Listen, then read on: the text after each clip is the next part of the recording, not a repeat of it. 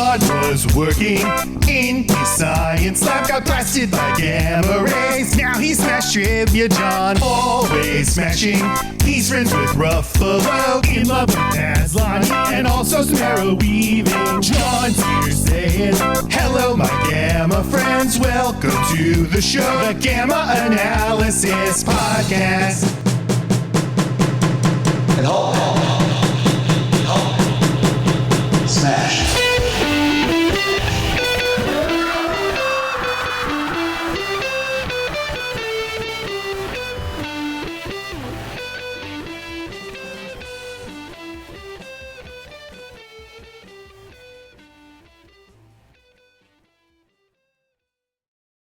Hello, my Gamma friends. Welcome to the show. I'm your host, Smash Trivia John. You can find me on Twitter, Facebook, YouTube, TikTok, and Instagram by searching Smash Trivia. I'll be the one with the big old green head in the profile picture. This is the Gamma Analysis. Basically, I'm going to review everything Hulk of movies, TV shows, and also do random and other geeky films. Hope you'll enjoy. Smash Trivia presents the Gamma Analysis. I want to ask everyone listening, please do something for me. Please share the hell out of this podcast with all your friends. If you don't, Hulk will be angry. Now let's smash right into this episode. Today's episode is a review of the first live-action Mortal Kombat movie from the 90s and the 2021 version with my friend Brayden. How you doing, Brayden? I'm doing okay. Looking forward to doing this. Yeah, this is these are I think they're both very fun films. One of them has a lot more problems than the other, and they're also very wildly different films. I think that's cool that they feel so different. Oh, yeah, I completely agree. With Mortal Kombat, I love the games, and I've watched different adaptations, and with Mortal Kombat, it's one of those things where tonally it can go in any direction, and obviously these films kind of capture that because, they represent different eras perfectly. I think, like with Mortal Kombat 1995, that is very much a '90s movie, and for years still seen as a cult classic. Even like up until we got the Sonic movies, or even like people who like the Lara Croft movies a lot, they were always kind of like, oh, Mortal Kombat 1995 is a good video game movie. I don't care what anyone says, that's a good video game movie. And then got some Lara Croft, the Sonic films, and of course now there's been a lot of progress, I think, when it comes to video game adaptations. Oh yeah. And of course, now the '95 film, though I love it a lot, it's not perfect, but it still means a lot to me.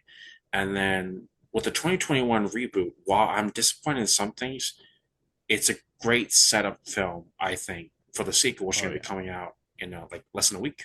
I'm really excited for Mortal Kombat 2, and I'm not sure if you saw the news today. The reviews came out for Mortal Kombat 2. Not only has it been very positive, it's at like a 74% Rotten Tomatoes, a fresh score, and it's the highest rated Mortal Kombat movie ever. Like it's better praise than the other past films. So I'm kind of like, whoa, because I knew people would like. I knew now there are critics who are fans, and then there are critics who are like, oh, this IP is not for me. I might not be a fan. But I've been reading a lot of the different reviews, and a lot of people are kind of like, this feels like a rated R version of the '90s film and of some of the stuff. So I'm actually excited to watch Mortal Kombat 2 in a few days. But with these two films, I know this is your first time watching them and experience anything Mortal Kombat. What did you think about them? I had a lot of fun watching these. Is the '90s one is definitely the one that I liked more. Partially because it doesn't have all the issues that the 2021 film has, particularly in regards to family stuff. Which it's really weird how much family stuff the 2021 film has problems with. But there's both that aspect, and also I just like it a lot more because it's a lot funnier. And as you know, I definitely lean toward its humorous films a lot more. No, I get with that. That's the thing, because like not only do these films represent different times and in our entertainment pop culture, but with the '95 movie, that was made by really by New Line Cinema and a different production team. With the 2021 film, it was made by Warner Brothers, right, who owns New Line Cinema, and they got the rights for Mortal Kombat. But with the 2021 film, there were so many issues behind the scenes leading up to that film, even more stories that came out recently from some producers and even some of the actors saying, yeah, with this film, we didn't have a complete script, we were improvising a lot, and Warner Bros., demanded that we have an original character be the lead of the 2021 movie, the character of Cole Young, who's a very infamous character in the Mortal Kombat community. I'm curious to see where the next movie goes because the actor Louis Hand, who plays Cole Young, he says they have plans for Cole, and they're gonna address the backlash with him in this new movie, and I think they're gonna try to fix him. And of course, the biggest theory is he's gonna become a video game character, maybe in the third movie, which I think will be the easiest fix. But with the Mhm. 2021 movie, this is kind of weird. With the 2021 movie, I feel it feels to me like an HBO show that was edited down into an hour and a half. You know what I mean? Because like there's a lot of cutting back and forth, and there's a lot of pausing on certain things. There's a lot of over explaining in the 2021 movie, Makes you sense. know? And then with the 95 movie, it's a clear ripoff of Enter the Dragon, like the video game. So it feels more like a movie with video game characters compared to the 2021 movie, which feels like an incomplete draft of a fan film, you know? But keep in mind, don't get me wrong, the effects and the costuming in the 2021 film are still very impressive visually. I think that's one of the reasons why like, it's a little more uh kind of like a problem is that like it's visually almost there. It looks perfect, I think, for a Mortal Kombat movie. But that's why I think I'm really excited for Mortal Kombat 2 this month is that like it does feel like okay, we got to look at everything down. Let's just go forward and Mhm. straight into a better tournament story. With like the look of things, I think like the main thing about the look of Mortal Kombat 2021 that I like better is that it's R-rated, so you get all that blood. Yes, yes, yes. Yeah. The but to be honest, like character designs wise, I actually liked better the '90s film for Mhm. in some aspects, like the like it's so much like the a game look for like Scorpion and Sub Zero in the '90s films versus you don't get it nearly as much of the color in their outfits in the 2021 film. And also like also I was mentioning when we were watching him last night. Well, as I was watching the 2020, not 2020, the '90s one, how good Goro looks. And I think that that animatronic Goro from the '90s film looks better than the CGI Goro in the 2021 film. Oh no, I completely agree. There are certain. This is the strange thing because the '95 film had a budget of $20 million in the '90s. So of course, some of the CGI has dated, of course, very considerably. Mhm. With the 2021 movie, it's a budget of $55 million, and okay, the sets and certain effects for like rated in the 2021 movie is cool. Like some of the even the laser beam for Kano's eye, stuff like that. Mhm. The CGI on Goro, I think they said they had a guy in a motion capture suit, and they filmed it at night to help with the shadowing Mhm. for the character. There is a roughness because it's clearly CGI. You know what I mean? You know what I mean? Like it's clearly like his skin doesn't feel that textured. It's not terrible CGI. It's just Oh very yeah, noticeable. it's not bad. He just doesn't feel like a creature I at just some of it. I feel like there is much more of the much more it obviously feels a lot more real with the animatronic, Animatronic, yeah. but also though even though it feels more real because of it being actually a physical thing on set, it still has a level of whimsy, which there's not a lot of whimsy in the 2021 film. Yeah, that's one of the things that threw me. Now, not the hissing, like the 2021 movie, the score for it is very whimsical. Like you ever notice there's a lot of victorious, heroic Mm-hmm. music in the 2021 Mortal Kombat movie, but when some stuff happens in the third act of that movie, it doesn't tonally match what's visually happening on screen. You know what I mean? Like they had this heroic music for Cole, and and the other characters like Sonya and Jax in the third act of that movie. And I'm like, this feels like this feels like the music for an MCU or DC movie that's lighthearted, and you're putting it on top of a R-rated, gritty Mortal Kombat movie. It just doesn't match for me visually. With like the spectacular thing you're trying to do doesn't match right. And there's also like some strange like okay, like with the 2021 movie, Goro is a cameo, really. In Mhm. the 1995 movie, even though he's only there for I think three scenes, he feels more like a character because he's talking Yeah, and he's interacting with the main yeah, villains, and definitely. even he has an impact on the plot, even has an impact on the story. So like it's one of those things where like you can with the 2021 movie, you can feel the rewrites happening with Mm. like, oh, let's put this character in it, and this is this. Like even like I was impressed with what they did with Cabal, who's like a cool cyborg criminal in the game. So his look in the 2020 movie is almost perfect. But there was a moment where even as someone who is a fan, I'm thinking to myself, if you weren't a Mortal Kombat fan, like you never really play the games. If you're watching that movie, when Cabal shows up in that look with no explanation, you there's a lot. It is kind of because I know some audiences that get irritated when fan service happens, and they're like, I have no context for this. I have no idea what is going on.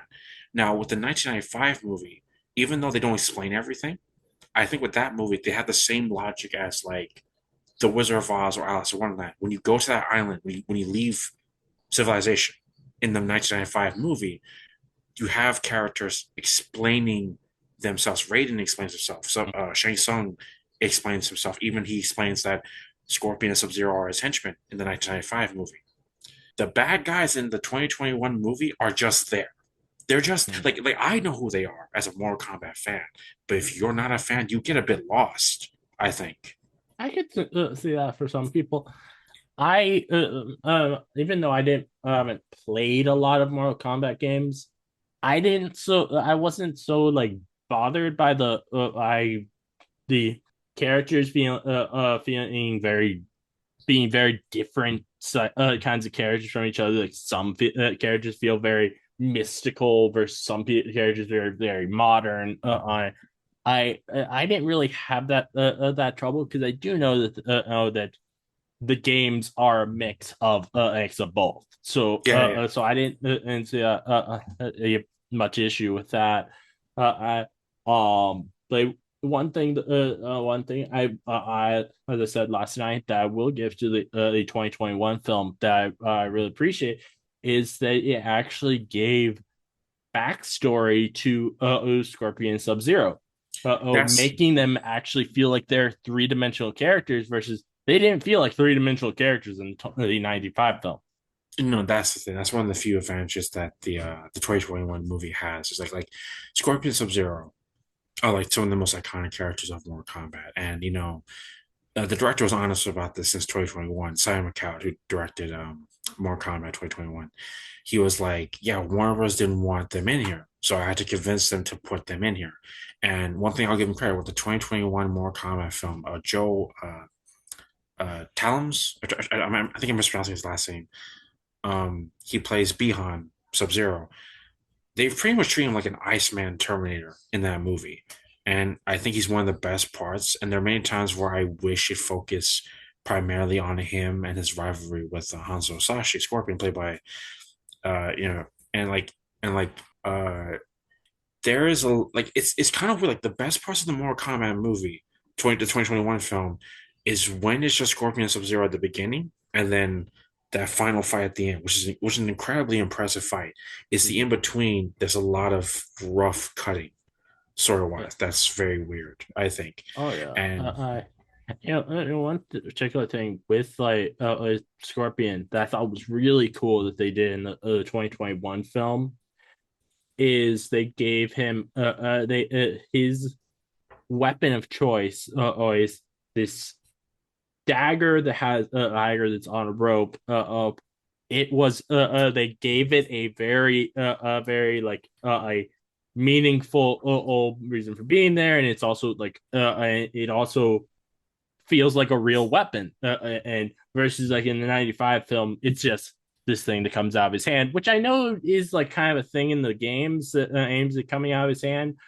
But I think it's cool that they made it into like a real weapon in the 2021 film. That's the funny thing. Both films actually kind of reflect where the games are creatively. Like in the '95 film, it being in his hand, that actually came from a funny misreading of the game. Now in the video game, remember it's all 2-bit animation, right? Like for the first, not too like like not 2-bit, but it's not super 3D or anything Yeah. in the first '90s game. So when Scorpion throws his rope dart, it looks like it's coming out of his palm. So director Paul Davis Anderson, who directed the '95 film, and one of the producers were like, "What if you just put it in his hand, just to make it show he's supernatural?" So they invented that, and then in some games that was a thing. But with the 2021 movie, they were like, "Let's go back to the fact that he's actually a ninja, and that he uses a rope dart, and let's actually tie it into his wife digging in that garden." And that like that is very much like a like this is the thing. There's a lot of great details in the 2021 movie that's not focused on right. And I think it's very like unfortunately because of the problems of the 2021 movie, people get distracted, so they don't focus on certain things. I know one thing you point out that like Kano hating the garden gnome and then Sonya using that to kill him later is a funny little payoff that I think most people Oh yeah. missed the first time they watched it. Oh yeah.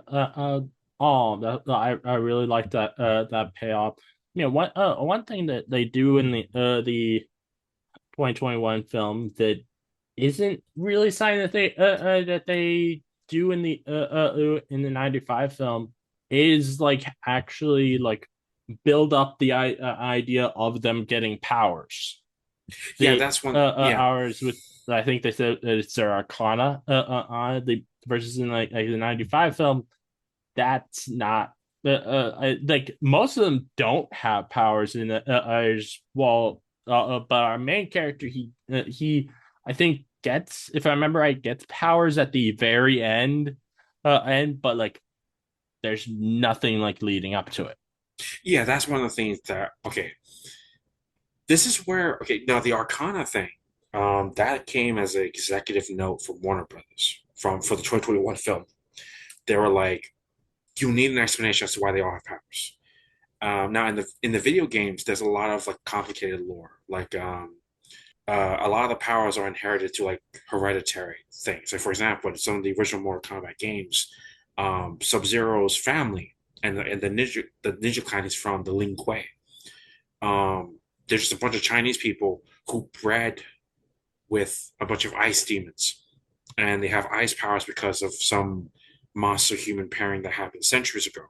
Now, the movie, when Warner Bros. Heard that, they was like, that's a lot to explain. Can you just have an explanation as to why he got that power himself? And I was like, maybe if we introduce this Arcana thing, we can just say you just have to kill someone to unlock your power. And they went, sure, just do it. Make them earn it. Because like there's also some other stuff that is kind of random. Like in the video game, Sonya has this cool little pink laser power thing, that this punch thing she can do, which is in the movie of the 2021 film. There is no explanation for that in the games. The logic is magic. Like when she goes to the tournament, it unlocks magic within her. Mm-hmm. But again, in that movie, Warner Bros. Is like, no, we need an in-universe reason as why there's a power trigger for everyone. And I was like, okay, fine. So let's do this thing. And for the most part, while there are some fans who hate certain ideas in the 2021 film, no one really hates the idea of the Arcana because at least it's an equalizer. You have to earn your power, similar to earning a power up in a video game. With the 1995, it's kind of wild that Kano's he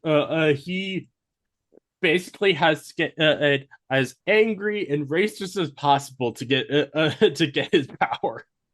Yeah, that's the thing. That's another thing. In the video games, Kano he loses his eye and then he gets a cyborg thing put in his eye, and he installs a laser eyeball in his eye. And of course, the '95 film he just has it on his face, but because of the budget, they couldn't have him do a laser.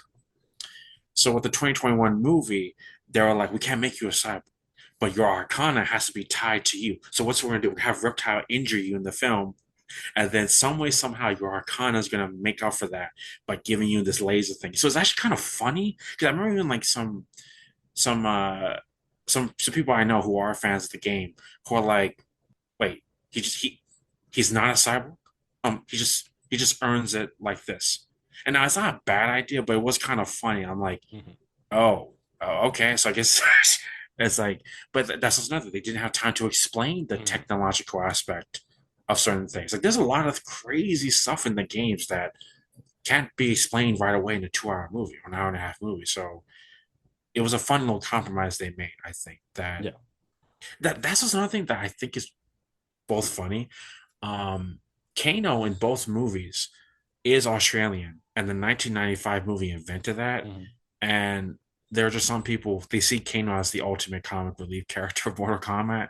He's just such a ridiculous asshole Australian, just being a fucking prick for no reason. So like I'm also curious to Mhm. see what they're gonna do with him in Mortal Kombat too. Because some of the reviews I read, Oh yeah. they were like, "Oh, he and Carl Urban's Johnny Cage has some of the best humor together." I'm looking forward to that. Oh, I bet they're gonna be so funny together.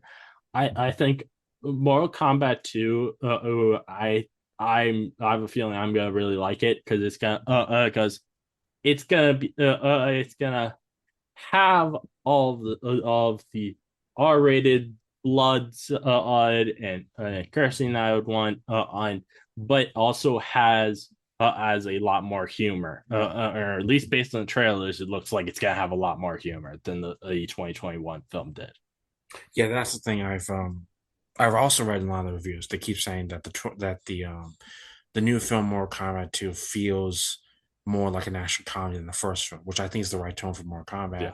And then, Hiroyuki Sanada, he plays the new Scorpion in the 2021 film. He's a great actor. Everyone knows him. Everyone loves him for various different things. Mhm. Marvel fans probably know him from the Wolverine and Avengers Endgame, his brief cameo in that. Or like you've seen shows like Shogun or movies like Last Samurai, you've seen him in different things. Um, with the 2021 film, I wish he had more screen time. But there were Yeah. moments where I'm like, yeah, but the way they put up that plot, they really, really wanted that Scorpion Sub-Zero fight to be the last fight of the movie. So that's one of the biggest Mhm. um I think best and worst choice, I think, in the 2021 film. But I'm looking forward to his rematch with Bihan in I think that Mortal you Kombat could 2. have given him more screen time Oh by yeah. having that simultaneously as the rest of the film is happening is his journey out of hell. Yeah. That could be a way to give him more screen time. I'm one while still being able to prolong on the time before he gets his rematch. But also though, who doesn't want an entire storyline of a guy trying to break out of hell? That would be epic to watch. Oh yeah, yeah. And also like um with Mortal Kombat, with the 95 film and the 2021 film, there's also a interesting direction that the current films are going where I'm like, I wonder if this is out of sincere respect or if it's out of the idea of wanting something new. Liu Kang in the early games, he's very much the protagonist. And in the 1995 film, he's played by Robin Shu, who I love as an actor. And I think he's awesome as Liu Kang in that movie. In the 2021 movie, he's played by Ludi Lin, who's also, again, a very underrated actor. In the 2020, apparently, according to a lot of the notes from Warner Brothers, they very much was like, no, no, we like Liu Kang. We don't want him to be the lead yet. So I wonder if he'll Yeah. be the lead of Mortal Kombat 3 or the next film. But there's also some people who are wondering, is this because of the 95 film? Is this because of the 90s films? That they don't want to they don't want to do a compare and contrast thing, maybe? But because even like Chin Han, who plays the new Shang Tsung, he's a good actor. People know him from the like obviously if you're a Batman fan, you know him as Lau in The Dark Knight, or he was also in Marco Polo. He was in Arrow season one. He's a very, very prolific Chinese actor. He's only in the 2021 movie for like 10 minutes, while in the 1995 film, Shang Tsung, played by Hiroyuki Tagawa, is a big part of the 95 film. So it's like Warner Brothers was like, let's not remake the 1995 film at all and deliberately push Shang Tsung and Liu Kang onto the Yeah. side, which is You which know, is a hell of a risk. So many people expected Liu Kang to be the lead. yeah, Liu Kang is definitely a sign that I was very disappointed by with the 2021 film. Um, he was because in the 2021 film, he does kind of feel like he's less a full-fledged character and more just a stereotype. Yeah, Like he's that's in the 2021 film, it kind of feels like with our the Asian characters who are good guys that we see a lot in the film. So basically everyone we meet at the at the Raiden's Temple of Light. and temple Yeah, right. It's up. Yeah, all feel like they're kind of a stereotype.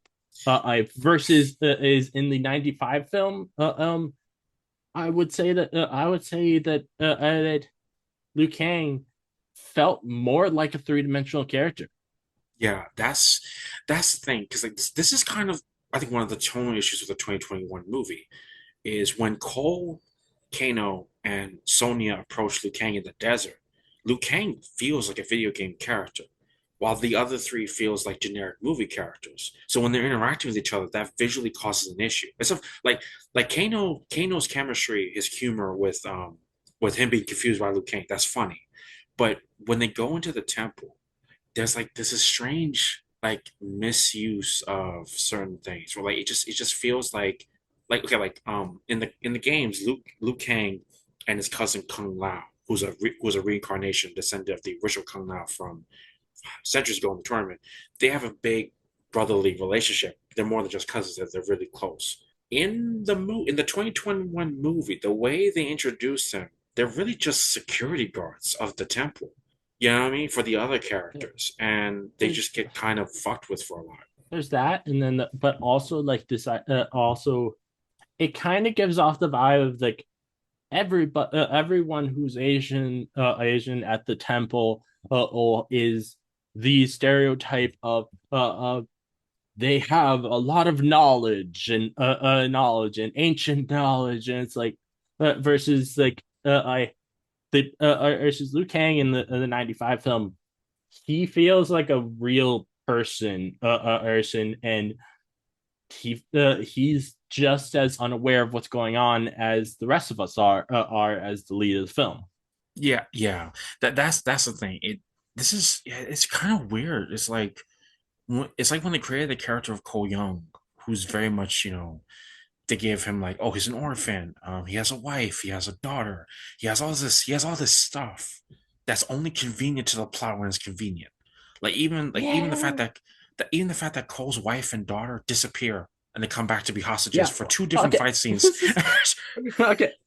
We have to talk about the family stuff. So first, we have the Scorpion, and basically forgetting he has a baby until after he fights Sub Zero, and then we have Cole leaving his wife and kids in the car, and then we just don't don't show them again until later in the film, and they're just at home as if nothing happened.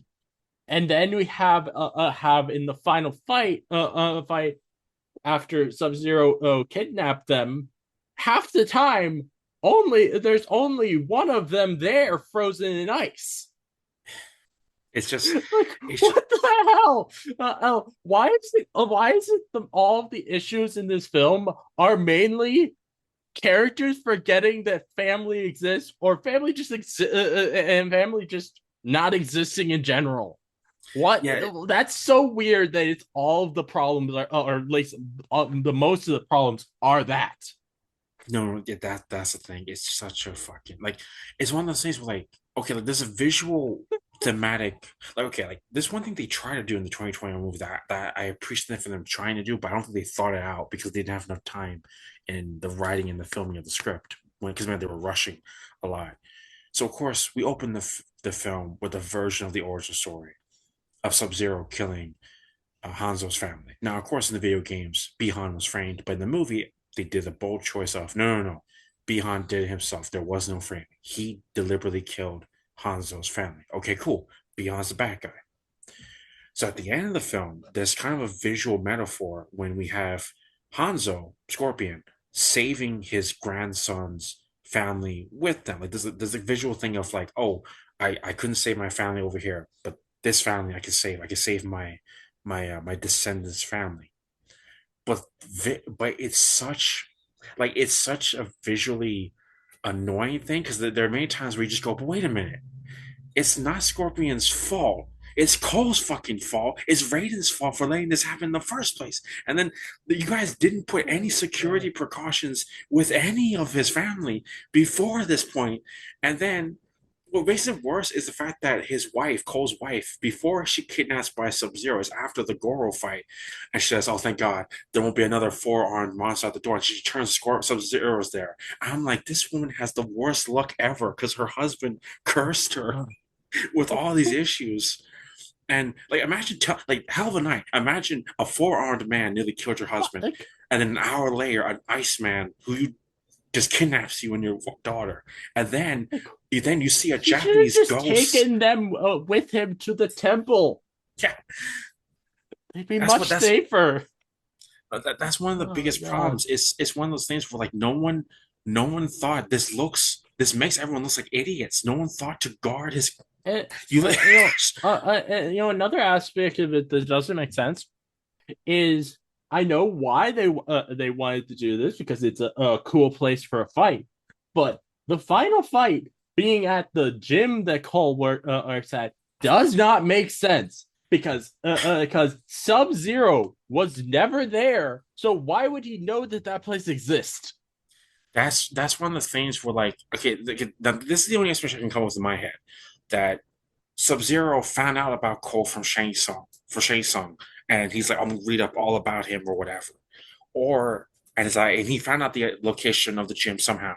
Or when he kidnapped Cole's wife at the house, he saw maybe a poster of the gym and teleported there. But even then, that's so fucking like it's like, why didn't you just keep them hostage at the house?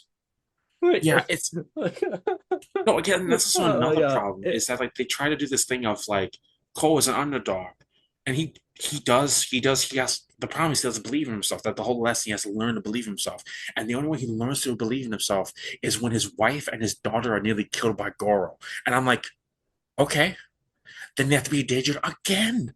And I'm like, oh my god. I'm like, someone needs to create a drinking game of the 2021 film of drink whenever there's a plot hole. Yeah, it's just like Jesus. It's like, I mean, like it'd be one thing. It'd be one thing. And this was another problem. This is something I thought they were gonna do. Is like, now this is another problem I have with the script of the 2021 movie. Now, okay, Brayden in the games, he'd be kind of an asshole. He's a bit of a trickster, a mischievous person. There's a moment where when Cole comes back from the Goro fight and he says to Shang Tsung, thank you, my champion has unlocked his arcana. So I'm like, so wait a minute, you deliberately waited for Cole's family to get endangered for him to unlock his power, you asshole. Yeah. And no one calls him out on this. And then I was definitely I was planning on asking you about Raiden because I definitely got the vibe in both these films he's not entirely a hero. Oh, no, he's kind of a prick. Like he does do some shady stuff. That's the whole point. But with the 2021 movie, he is such an asshole, and he's played by a good actor, and he's someone who's actually Japanese. Someone from the he played Hogan in the Thor movies, and I like him a lot. But there's a moment where I'm like, fucking hell, you are a goddamn prick. Because also like. This is kind of a problem I have. There is. The case in both films is it feels like the rules of him not being allowed to interfere are just when it's convenient for the plot. Okay. To be fair, that is a big issue in the games. However, in the movies, I feel like they need to actually because in the 1995 movie, you can kind of believe maybe because of the budget of the film, there's a limit on certain things you can do. You can believe it. There are rules. With the 2021 movie, it's like, I'm going to make a force field. I'm going to make sure Kano endangers that force field for later. And I'm like, you let him do this? Especially when you realize how Kano took it down so easily. It's like, where the fuck is Brayden? And you're like, I let this all happen. So I'm like, so when Kung Lao was killed, that's on you. Like, But another thing in regards to rules, and I don't know if this is like also a problem within the games, but if the whole Mortal Kombat tournament is run on by Shang, I'm blanking on his last name, but the villain. Oh no, okay. This is okay. Shang's. Oh, okay. Which villain you're talking about? The main villain, villain who's like supposedly running the tournament. Okay. So, oh, Shang Tsung. Okay, so which film are you talking about? The 2021 film? Well, this is kind of an issue I have in both films is that if he's running this tournament, doesn't he create the rules for it? Okay, that's the thing. In the 1995 film, and something they did later on.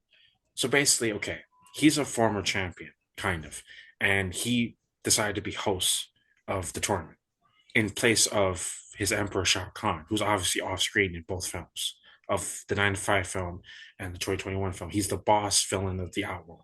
And he's like, Shang Tsung, go to Earth, prep the tournament over there, send in our best fighters. You step in and you fight if you have to, but just send in our best fighters for the fights. Now, with Shang Tsung, it's like he's like a referee with a rule book. That's you know what I mean in the 1995 film. He knows what the rules are, but there are moments where, especially when he makes that deal with Johnny, he's like, yes, I'm in a position. Because especially like the 1995 film, you know, Carrie's great at Shang Tsung, but in the 1995 film, there's a lot of hints of like, okay, Liu Kang's the chosen one. He can defeat me. I'm gonna make sure one of the white people gets the last fight, either Sonya or Johnny. Because if they get the last fight, I can beat them no problem. If Liu Kang gets the last fight, I'm fucked. So in 1995, he's trying to position to get Johnny or Sonya there for the last fight. Yeah, right. In the 1995 film, there's literally a moment where he says, he particularly says, "I have specific plans for Sonya." I'm like, yeah. So why was it the? Were you? I kind of wonder if he was like, she's a woman, so she's easier to defeat. Okay, this is also another thing. The 1995 film, I love that film a lot. There are certain deleted scenes I wish they put in the film. For example, you know, in the film, you see Johnny's master Boyd, give him the scroll, and then he shapeshifts into Shang Tsung. There was going to be a reveal of like, no, Master Boyd was a real person. I killed him. That's why I can shapeshift into looking like him. And he reveals this to Johnny. He pisses Johnny off.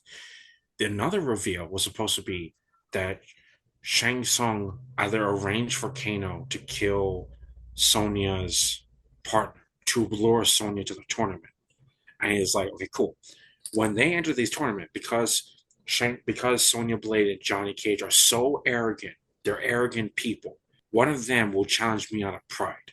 And that'll be the final fight. I'll kill them. They'll be distracted. And even with now, one thing that's also a thing in Liu Kang doesn't have siblings in the video game. So in the 1995 film, him killing his brother Liu is a great emotional foil, especially when Liu feels guilty. That's his arc. He feels guilty. That was never my brother, whatever. But with Shang Tsung, the reason why he kills Liu is he thought Liu was the chosen one. But then when he finds out about Liu Kang, he's like, oh, okay, he's gonna come to the tournament. He's the chosen one. I have to deal with him there. Okay. And there's a great emotional moment in the last fight, especially with Robin Shu. He's acting really great with Liu Kang when he has to forgive himself and acknowledge, no, I am not responsible for my brother's death. I did nothing wrong. Mm-hmm. He loved me. I loved him. I just wasn't there. You know, Shang Tsung murdered my brother. There's a lot of great build up to that moment, and I think it's great. There is something kind of interesting where Shang Tsung is so distracted by Johnny and Sonya, he doesn't like he knows Liu Kang is a problem, but he doesn't take him seriously until the last fight, I think. And there's actually something kind of interesting. The 2021 movie kind of references the 95 film where they have Shang Tsung kill Kung Lao, and they do that. They do it in a big dramatic way in a reference, and Liu Kang's not there. He doesn't get to him in time, and like it's weird. It's like it feels like they were trying to reference the 95 film, but I think they did it in the wrong way. Because it was a shock. A lot of fans were shocked, like, holy shit, they're killing Kung Lao, because Kung Lao is very important. So they didn't expect him to get killed off in the first film. Now, obviously, he's coming back in Mortal Kombat 2, resurrected, working for one of the bad guys, because he's forced to work for them. Um, that's one thing I get what you mean, because like there is a lot of wishy washy with some of the rules, especially when like you can make deals, you can do this, that, whatever. Um, No, I mean, like like in the 1995 film, they're like what he didn't tell her is she can and refuse to do the fight. She was literally saying no as he was pulling her through the portal. Doesn't seem like that rule is really applying here. no, that's one of the things where like it's because remember, they want to do a Star Wars thing of like play Sonya Blade through a Princess Leia like situation, and her arc in the film is that she at the start of the film she doesn't really have friends, not really. And then at the course of the film, Liu Kang and Johnny become her friends, and she has faith they'll be there for them at the end. And now one thing, now is sometimes in real life tournaments you can actually have someone fight in your place. So I think originally some of the script it was supposed to be she was going to pick one of them to fight for her as a way of like passing it on. But the way it's done in the 95 film, it's such a thing where Katana has to come in as referee and remind Shang Tsung, no, it's not over yet. The fight hasn't been done. Sonya Blade doesn't forfeit. You are being challenged by someone else. And that challenger will be Liu Kang. But it is such a moment where, like, okay, wait a minute. Now, who is actually the referee? Okay. I know the gods are watching, but like, who is actually in charge here? Right. But another problem with the 2021 film, a big problem that some people had is Shang Tsung being like, we got 9 straight victories in a row. They got the champions. The tournament hasn't even started yet. Let's just kill them all now, and there will be any tournament, and Earth will have no choice but to forfeit. And I'm like, that's one of the biggest problems I have with the 2021 film. I'm like, yes, combat outside the tournament isn't forbidden. Shang Tsung has some honor. He wouldn't just kill all the champions before the fight even starts. He wouldn't, like, that's one of the things where I'm like, maybe if this was someone else, you know what I mean? But again, Warner Bros. Insisted on no tournament to the second film. And they were like, well, what do we do? We have to have these fights in here somewhere. And then in the 2021 movie, they do the matchup logic of the video game of like, Jax, you go take out Reza. Liu Kang, you take out Cabal. Sonya's like, I'll take out Melina. Cole, you go after Sub-Zero. That was something I did actually like in it. And I thought that was fun. And to be honest, I didn't mind that the tournament wasn't happening. No, yeah. I thought that was a fun idea that this is happening before or the tournament but also like in the 1995 film, the fights that we got that were actually during the tournament were kind of the most boring ones to me. No, yeah. It's one of those things where, like, the 1995 film, this is one of the strangest things. In both films, the 95 film and the 2021 movie, a lot of the actors who had stunt training had to choreograph most of the fights themselves. And there's a lot of improv with the fights. So I think with the Mortal Kombat 2 that's coming up later this month, I hope the fights were better planned overall. Because with the 2021 movie, again, the most impressive fight, like even though I have some issues, the most impressive fight where it's a 2-on-1, Cole and Hanzo versus Sub-Zero. There's a lot of bullshit in the plot. There's a lot of bullshit to get to that point, but it's such a great visual moment. And I'm like, this is awesome. And even like Liu Kang killing Cabal, I'm like, that's great in the 2021 movie. Sonya killing Melina like that was cool. It's just, I think the problem is sometimes when writing out fights, you have to actually write out what's going on in the choreography, going on in the length of the fight, whatever. Or sometimes the writer will be decided on by director in the script, right? With the 95 film, there's a lot of improv, but everyone was trained. With the 2021 movie, I think there's more of the effects catching things up, like a lot of the wire work, filling in the blanks, you know? But I mean, and that's the thing, because like it's one of those things where like to me I could kind of tell there's a lot of mismanagement.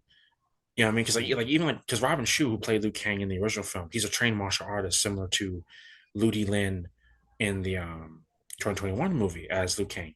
And if you notice something, there's a lot of weird cuts where like they're trying their hardest to make sure that the other stuntman is keeping up. And I think that's one of the biggest issues that's noticeable. You know what I mean? Do that. And one thing that I can definitively say I really liked in both films Mhm. is the look of everything, I mean, locations wise. I thought all the locations looked really cool in both. Oh no, I completely agree. That's with Mortal Kombat, because of I mean, they're both you kind of have to be low budget. Now, I know for a fact they can never give a super big budget for a Mortal Kombat movie. I mean, okay, let's say for example, this new one does really well, like super well, and then all of a sudden Warner Bros. Like, let's do $100 million for the next one. I'm like, hold on, until you get to that point, look at your profits and go from there to decide the budget. Mhm. Makes sense. I'm glad they, no matter what era of live action Mortal Kombat, they do prioritize great set direction and great because you need a great physical arena for your fights and Yeah. for even just for like there's no boring shot. I think there are many moments in both films where I'm like, this is beautiful. This looks great. This looks like a great painting in so many different shots. And I'm glad that seemingly with more Kombat 2, they're keeping that going forward. Mhm. Of like, we're gonna make sure this looks as cool as possible on our budget. Oh yeah. Some some like characters that were definitely that were highlights for me. I really like in the 21 one film Jax and also and then and Kano were they were I think the main standouts to me in the 2021 film. The 1995 film I think the person I liked best as was actually like our lead of I'm blanking his name but Liu Kang. yeah, of Liu Kang. Um then I also like really liked Goro in that. I what are some characters that were really highlights for you? Um, and yeah, Robin Shu as Liu Kang. I still have a soft spot for. Same with Carrie as Shang Tsung in the 1995 film. Lyndon Ashby, who I think is a very underrated actor. I think there are many times where he gets the change of Johnny Wright. I wish they let him be more of an arrogant, egotistical person in the first half. Um, Sonya in the 2021 movie, I felt was the closest to the game, and she was very intimidating. I liked her look. Kano in the new movie, in the 2021 Mortal Kombat, I'm like, yeah, that's Kano. He's such a like. It's funny they treat him like an Always Sunny character, and I think that's the best way to do it. Um, Ludi Lin, very underrated actor, criminally underused in the 2021 movie, but when he's fighting as Liu Kang, he's brilliant. When he's towards the later half, I'm like, man, I hope they give you more to do in the next film. You know, um, and Bihan, Sub Zero, and Scorpion in the 2021 movie. I'm like, fuck, they look cool. They feel the most Yeah. realized while not having much screen time. It's kind of funny. Like they in the 2021 movie, they don't have much to do, but yet they're the two biggest focal points of the entire story because they're at the beginning and the end. Even With Sonya, I liked her in both films, yeah, but I don't think they gave her enough in either for me to really latch on to her that's or one of be the like he's my favorite or anything like that. no, I get what you mean because with Sonya, in the games, her romance with Johnny Cage is a big part of it. And then in the 1995 movie, they did this whole thing where like Kano's her joke. She killed my partner. I'm gonna get revenge, whatever. And that's a big staple in a lot of adaptations. Is like Kano hurts someone in someone's life. Now with the 2021 movie, I'll give them credit for this. They changed that up. They changed the formula. He didn't kill anyone she knew. He wasn't personal for her. He was just annoying her. She didn't hate him until later when things went bad. And you know, with Sonya now, I could see, because that's the thing. Like, I give them credit with the 2021 movie. Her friendship with Jax, she has a great friendship with Jax in the games. They do build upon that in the 2021 movie, and I think if the 2021 movie had more scenes of her and him together as friends, I think it would have flowed better for both of them. Mhm. And I hope we get more of that in the future. Like it's almost there. Like the actress that got for Sonya, the new Sonya, I'm like, no, no, she looks very she is physically the Sonya from I Vision from the games. She's a badass. She lands the choreography, and but the problem is they pair her up with the wrong characters to talk to. She's talking to an original character named Cole, who she just met, and Kano. I mean, there's some funny moments where he's annoying her, and Hmm. she fucks around with him. Oh yeah, But I really like their interactions in the film with the I think it's a lot of fun when like he's trying to annoy her, but then that she just so easily takes him down in the desert. And like the scene where they fight, I think it was Reptile in the the cabin, trailer, yeah. the cabin for yeah, the trailer either, and like the Kato being tied up before that, like all of that section, and I found absolutely hilarious. Is I think is the best part of the first act. Besides, uh, Sub Zero taking out Jax's arms, like that's so like the Oh yeah. gore in the 2021 movie is so really great, and again they really made Sub Zero frightening throughout most of the film, Mhm. and you know it's kind of interesting because at one point in the 2021 movie, Cole says, "For Sub Zero, we'll all team up against him. We'll all go after him," and then they just didn't do that. Which I kind of get 'cause they wanted there to be some stakes, but there was a moment where I'm like, man, it would have been cool to see Jax have a rematch with Sub Zero. I mean, you took my fucking arms. Oh yeah. I mean, he could still have one in the sequel. Yeah, yeah, yeah, That's definitely possible. One character from the '95 film that I felt particularly we were kind of lacking in getting to really know her is Katana. yeah. I was always a little confused throughout the film about her. Like, is she a good guy? Is she working for the villain? And what's going on? Like they did like kind of explain it at the end that he adopted her, but like it still was just like they could have explained things better, and like had it be more of like a slowly revealing throughout the film what's going on with her. No, I know exactly what you mean, and I know you haven't seen the sequel, Mortal Kombat Annihilation, the 1997 Mhm. film. That's a follow up to Mortal Kombat 95. Now, Shao Kahn, the villain, is her stepfather, and her biological mother, her Sindel, is a hostage, mind control villain that works for Shao Kahn.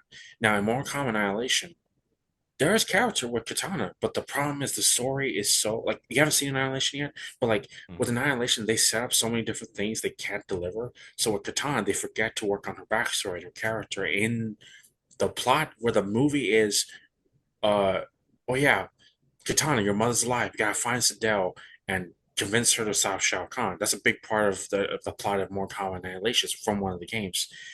And again, they didn't fuck that up. They fucked that up. Now with Mortal Kombat 2, which coming out this month, um, a lot of the reviews keep saying Katana's the heart of the film, and that they Oh, dive into Katana's backstory. They're going to show her connection with Shao Kahn, who's like, if Katana's Gamora, Shao Kahn is her Thanos. He raised her. He took her from her real family. makes sense. So I'm like, because with the 1995 film, it's again, they had another woman there. They had Katana, but they were just so focused on like, oh no, no, no, she's mad at Shang Tsung. She hates Shao Kahn. She's gonna help Liu Kang. win the tournament. And I'm like, that's not a bad idea. But there are many times in the film where she should have been able to talk to them about what's going on, and they should have had a friendship. You know what I mean? And I do hope with these new Mortal Kombat films with Liu Kang and Katana, they're able to do the romance because they do fall in love in the games. But of course, there are some fans who are like, it can be kind of generic in the games. So hopefully, these new movies they can build up to it right. Where like Mhm. Katana's very important. She's very cool in Mortal Kombat 2. She's very important to taking down Shao Kahn, and then her and Liu become friends in the Mortal Kombat 3. I hope they can do that right. Katana's a very under like she's great in the games. Everyone loves her in the games. She has a lot of cool characters in the games, but outside of the games, she doesn't get much to do. It's an issue they've been having for a while, and hopefully they start fixing that. Yeah. Sorry for you're talking about for Mortal Kombat 2 that they're going to be they're going to be a somehow referencing the backlash they got for having an original character with Cole as the lead. You mentioned how this is like meant to be a multiverse. Or what if they reveal in Mortal Kombat 2 that the Sub-Zero that we are following is not the same Sub-Zero as the as from this the universe Cole's owes from, and they and Sub-Zero be like, you're not supposed to exist to him. Mhm. So I can. like that could happen.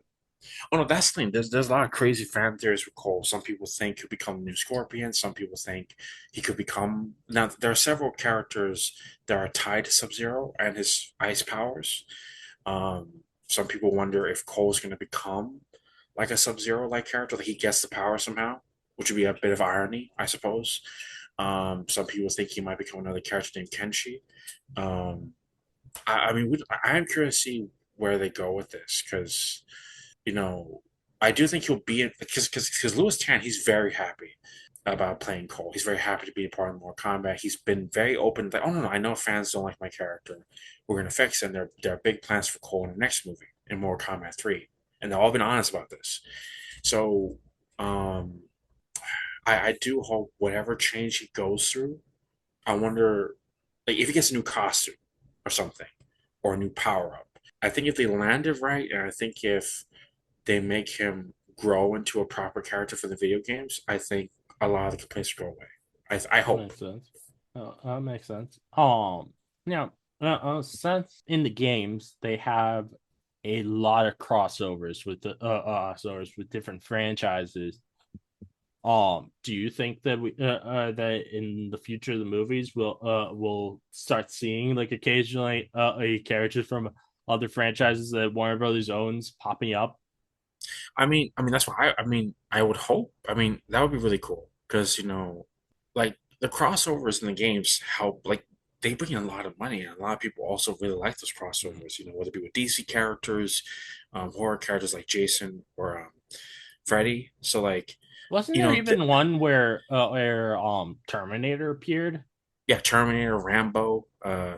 like RoboCop. Like, there's so many different like crossovers in the games, and of course, it's Mm. easier to do stuff. I mean, shit, Homelander, fucking Homelander was in one of these fucking games. Like, I think, and uh, like Spawn was in. Like, there's so many different things. And if there are no real rights issues with certain things, and you know, even if it's just a one fight only, or even if like someone who's a shapeshifter morphs into somebody, I would accept that. I think it would be really fun and it'll be a delightful surprise. I hope one day they could do something like that. Now, if you could choose any character to cross over for one of these tournaments, and who would you want to see? Oh, Peacemaker. I think Peacemaker would be the best, I could only see that because being like fun. yeah, because like he does have a crossover in Mortal Kombat, but also with the multiverse storyline at DC and the fact that Peacemaker has done multiverse, it would be funny. And there's a character in Mortal Kombat called Stryker, who's a cop. For years, fans wanted John Cena to play him because he kind of looks like John Cena. He's a big guy and whatever. And it would be funny just to see Peacemaker or a Peacemaker show up in a Mortal Kombat movie, get killed or something, or just like just just a That'd be fun pretty little cool. moment with Yeah. John Cena. I think he would do it for the fun of it, Oh yeah, especially when like he absolutely. recorded lines of dialogue for the game, for the Mortal Kombat game. I mean, this is a guy who just because he was free, he showed up for one day to appear as a mermaid in Barbie. Yeah, He's very willing to make cameos.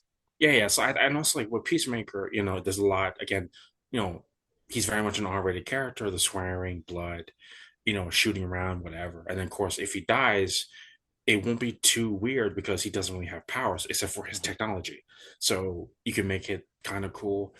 Um, there was a video game called Mortal Kombat versus DC that wasn't R-rated because there was this huge thing at DC. It was like no one can die, and you can't have any of this, you can't have any of the DC characters get killed. And there were some very funny moments because when they had Superman on the team, and like, well, wait a minute, if Superman's here, he can just take out most of these people. Like they didn't really think some of this through, but and there's like some more like there's some like I'm not gonna lie, there was a moment because Warner Bros. Owns Mortal Kombat. They kind of own the game studio too.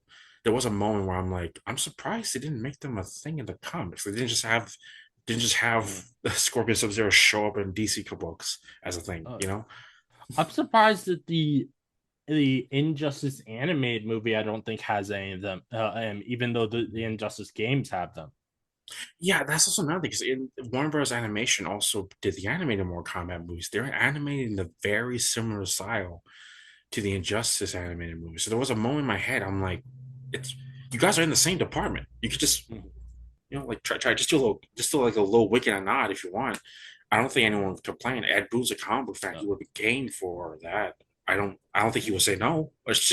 So I mean, you we'll know, if see. I could have any character, I think some that I think would be really fun would be like uh maybe like we could have like maybe a version of Joker Mm, or show up like and like I could see for like a Mortal Kombat version of Joker, or it could be like really fun seeing like David S. Malchin could be good, really good for something like that.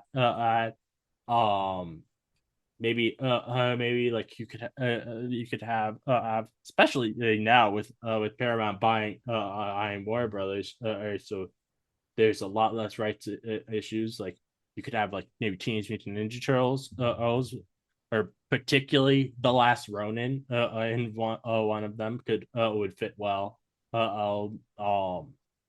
And like this is a bit of an out there choice, and they probably wouldn't actually want to have this character be fighting in the tournament because he's way too OP. But I think it'd be really fun to see to have a mask as cameo in it. I mean, I know exactly what you mean. Like, if there's a way to do it, shit. Like, you can actually kind of.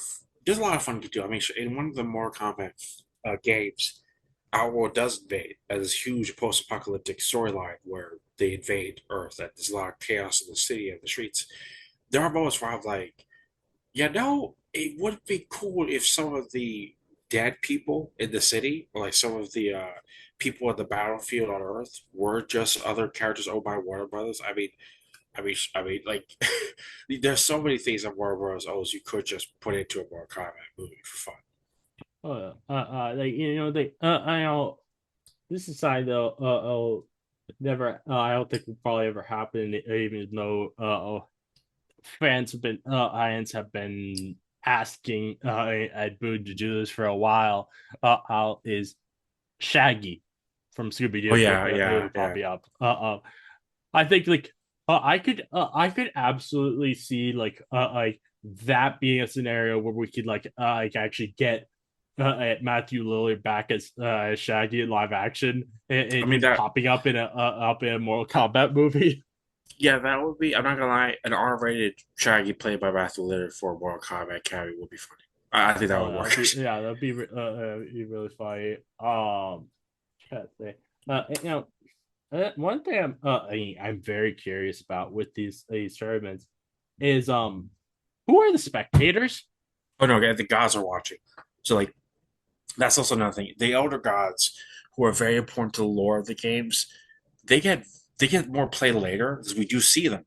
And even in Mortal Kombat Annihilation, which is the worst Mortal Kombat movie, they show up. We see them show up. I do hope in these new movies they actually show the elder gods, that they cast some actors to play them. You know, I mean, I even had one It, idea of like it would be cool if Robin Shu, who played Liu Kang in the original '90s films, showed up to play an elder god in the new Mortal Kombat, just as a wink and a nod cameo. You know, I mean, but in yeah, like the 95 film, though, there are at the fights, there are particularly a whole bunch of spectators around, yeah. as an audience. And I'm like, who are they? They Oh are well, this. Is this actually like a event that they're like selling tickets to, well or selling across the that's one of multiverse? no, that's the thing. That's a visual gag that even happens in the animated movies. They have a lot of like Shao Kahn is like, "Oh, bring in some of my loyal soldiers to let them watch the fight with me and have them have a break." And I'm like, okay, yeah, okay, you could kind of do that because you're the villain, but no one on Earth invites like Johnny doesn't invite his press tour people. I mean, it would be funny, but he doesn't Yeah, invite them. that's a funny thing. Johnny's whole thing in the 95 film is like, oh, this is going to get me a good press for movies. You should have realized pretty quickly there's no cameras. Nobody's gonna know you did this. That's the thing in the games too, because even some people go like, "Well, we don't see the tournament you went to, Johnny," and I say it doesn't matter. I did from my. I'm like, no, you need evidence. Like, I think that's one of the biggest problems. Like, there are many times where like, wait a minute, if you want to prove you're the best fighter, you should probably let them film this. you know, Oh man. I am really excited though for the for Mortal Kombat 2, because I do think it's gonna be a really fun film. I'm very excited to see where this franchise goes in the future. I think it's I think it's cool that we're getting more of these or of these fighting games getting adapted in that it seems like finally studios are more willing to do that again. And since for a while they weren't because of the failures of previous adaptations. So we get getting both this and Street Fighter. Or I don't know what studio is doing the Street Fighter film, but like if it is also Warner Bros, it would be pretty cool to see like some kind of crossover between the two in the future. it's. I mean, I wouldn't be surprised that's going to happen in a few years. Like with if the Warner Brother Paramount merger passes, I have issues with it, but fuck the Alice's. But if it passes, Mhm. Paramount is distributing the new Street Fighter movie. They're Oh, teaming up with Lionsgate, I think, and they're kind of doing it together. So it's kind of counts as a Paramount film.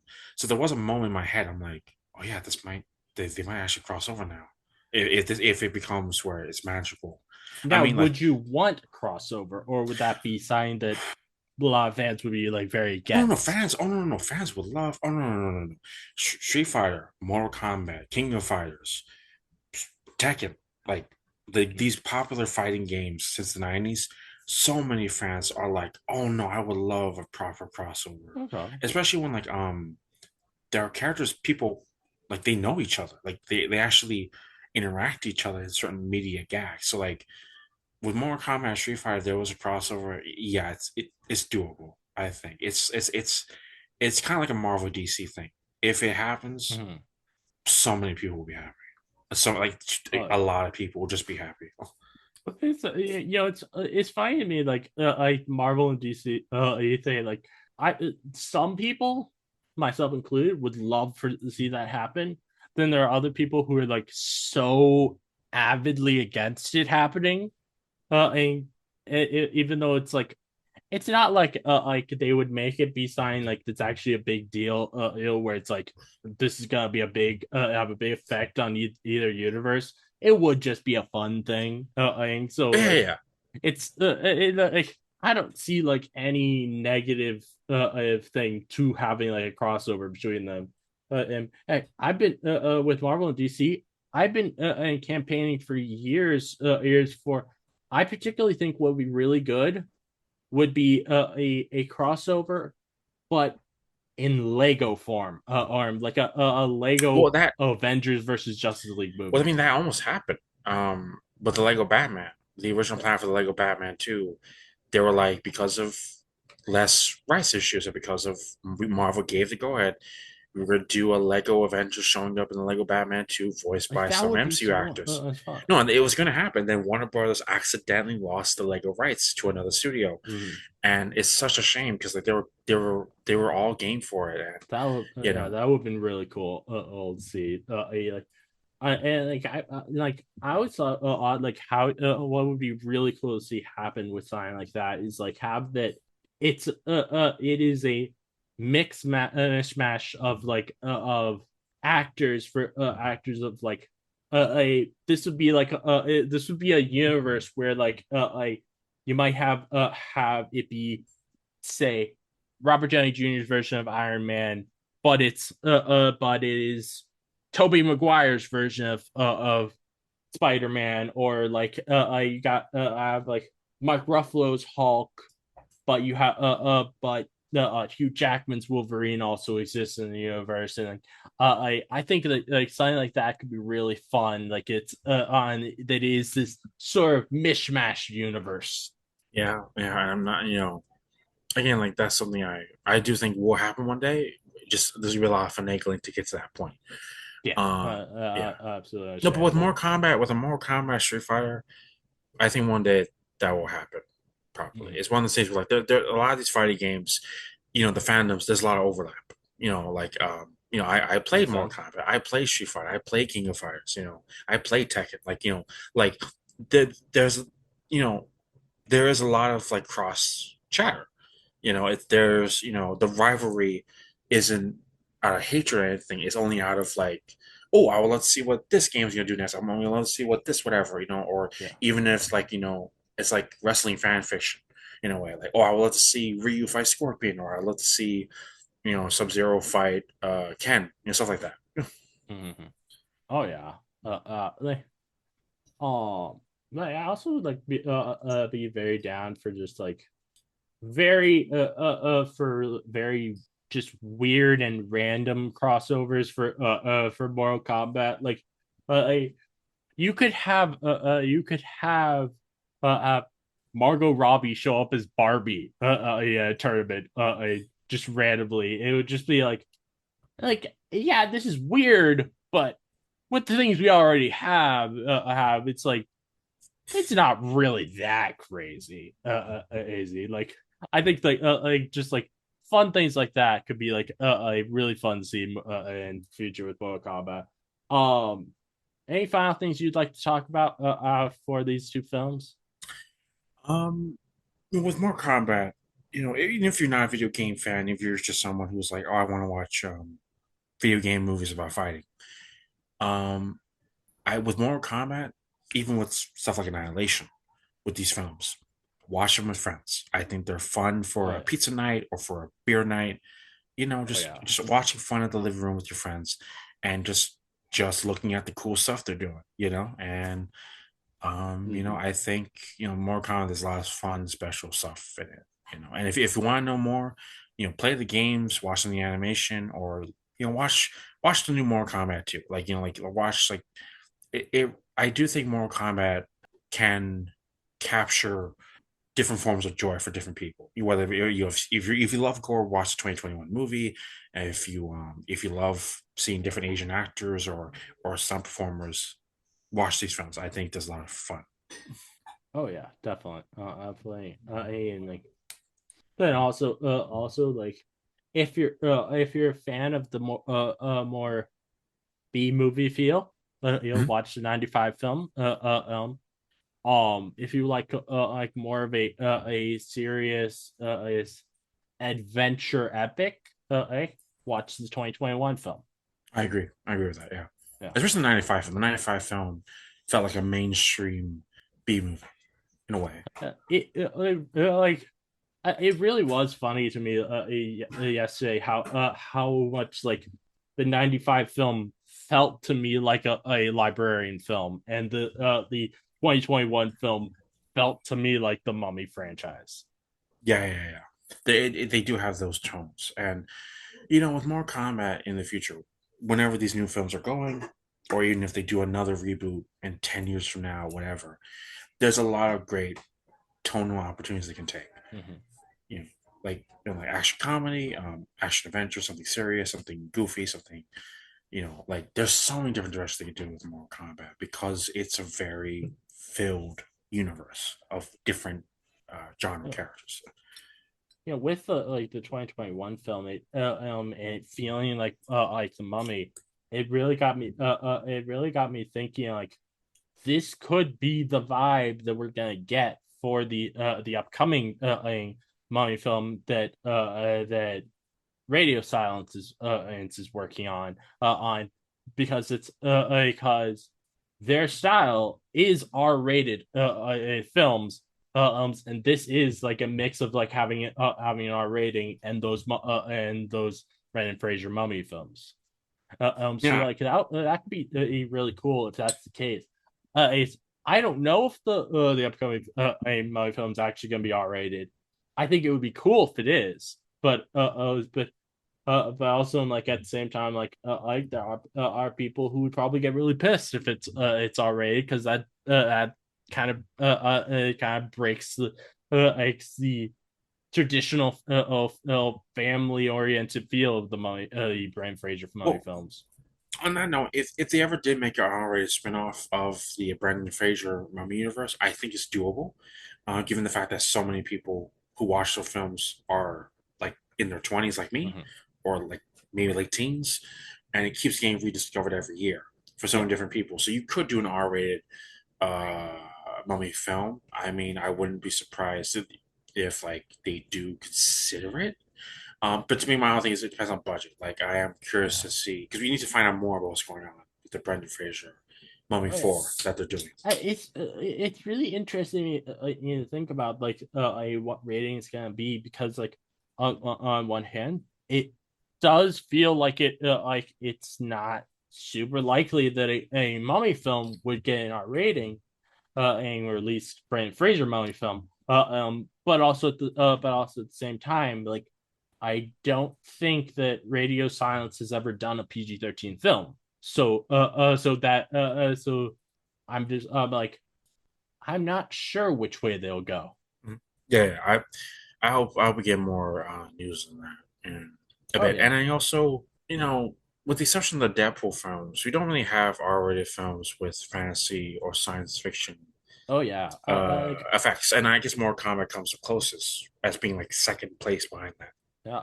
Like I would really like a lot like more or R-rated movies that are adventure films and because that's such a rare thing and I think that it could be really cool if the upcoming Mummy film is like that and like I love that the 2021 film does have that feel because unlike the 95 film, which does not feel like an adventure film, the 2021 film absolutely feels like it's an adventure film.